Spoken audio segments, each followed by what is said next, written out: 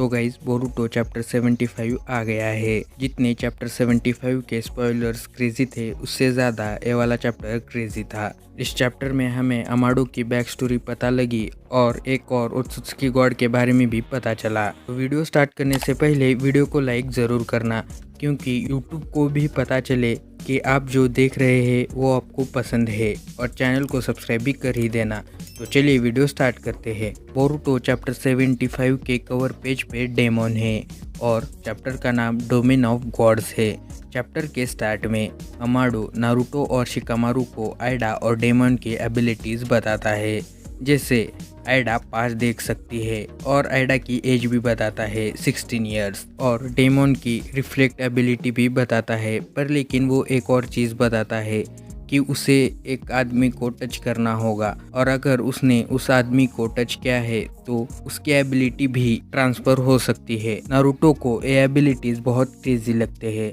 Amado कहता है daemon irritate करता है, पर उसके खिलाफ मर्डरस इंटेंट मत रखना। बोरुटो कावाकी ये सब सुनते हैं। बोरुटो को इस पर विश्वास नहीं होता। तभी कावाकी को चाटा पड़ता है। कावाकी कहता है इस लिजिट बोरुटो।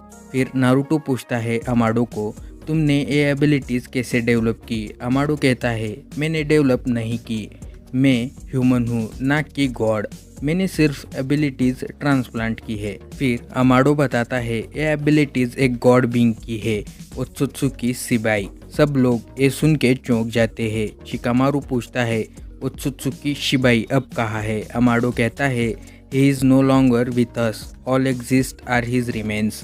अमाडो बताता है क्या तुम्हें याद है ओत्सुत्सुकी चाक्रा फ्रूट खाकर इवॉल्व होते हैं, तो शिबाई बार बार कर्मा से रिजरेक्ट हुआ और शिबाई ने बहुत चाक्रा फ्रूट खाकर ही cheated with death and led to godhood. फिर नारुतो पूछता है ये चीट लाइक पावर साइडा डेमन की नहीं है?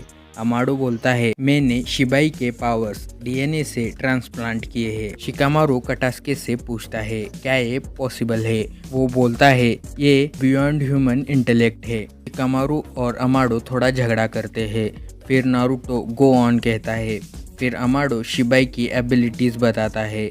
वो विदाउट हैंड साइन सिर्फ हाथ हिलाकर स्टॉर्म्स जनरेट करता था।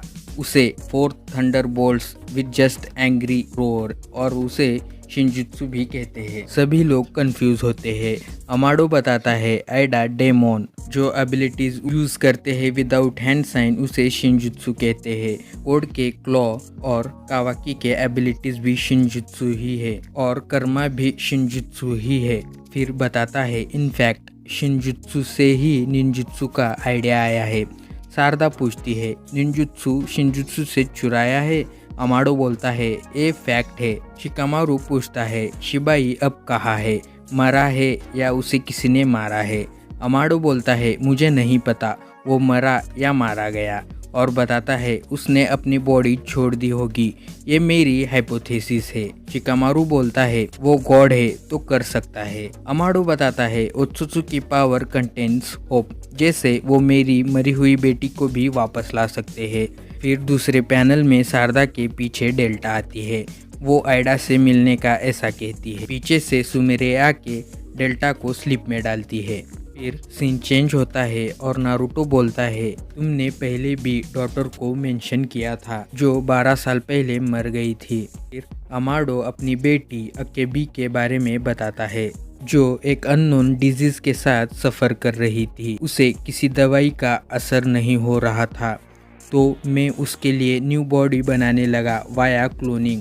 फिर थोड़े टाइम बाद अकेबी मर गई, पर मैं सैड नहीं था क्योंकि मैं उसके लिए बॉडी क्लोन बना रहा था। मैंने क्लोन बना लिया, वो डेल्टा ही थी पर वो अकेबी नहीं थी। उसके पास अकेबी की मेमोरीज थी पर वो अकेबी नहीं थी।